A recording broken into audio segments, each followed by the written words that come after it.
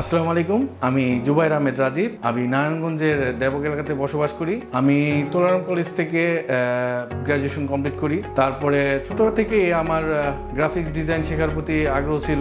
বড় ভাই গ্রাফিক্সের সাথে জড়িত ছিল। যখন দেখতাম বড় ভাইয়ের কাজ, তখন গ্রাফিক্সের প্রতি আমার আগ্রহ আরো বেড়ে যেত।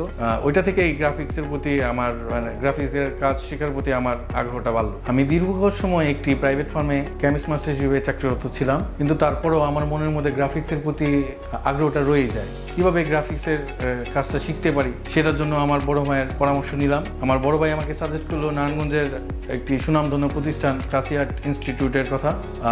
তার কথা অনুযায়ী আমি এই প্রতিষ্ঠানে আসলাম। এসেই এখানকার যে এনভায়রনমেন্ট আমার কাছে খুব ভালো লাগলো। ক্লাসরুম আমার কাছে খুবই ভালো লেগেছে এবং তাদের মেম্বারদের সাথে কথা বললাম। তাদের মেম্বারদের গাইডলাইন অনুযায়ী এখানে ভর্তি হলাম।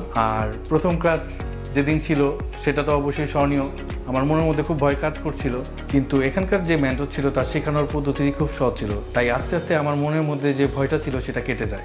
আর প্রতিটা ক্লাস শেষে এই ক্লাসের পুরো ভিডিওটা আমাদের পেনড্রাইভের মাধ্যমে দিয়ে দেওয়া হতো, যেন আমরা বাসায় যে এগুলা ভালো মতো প্র্যাকটিস করতে পারি। এটা আমাদের জন্য খুব একটা সহজ পদ্ধতি ছিল। আর এইভাবেই আমি গ্রাফিক্স ডিজাইনের ফুল কোর্সটি এখান থেকে কমপ্লিট করি। বর্তমানে আমি ফাইবার এবং freelancer.com এ কাজ করছি। আর ফ্রিল্যান্সারে আমার দুইটি আইডি আছে। দুইটি আইডিতে 275+ রিভিউ আছে।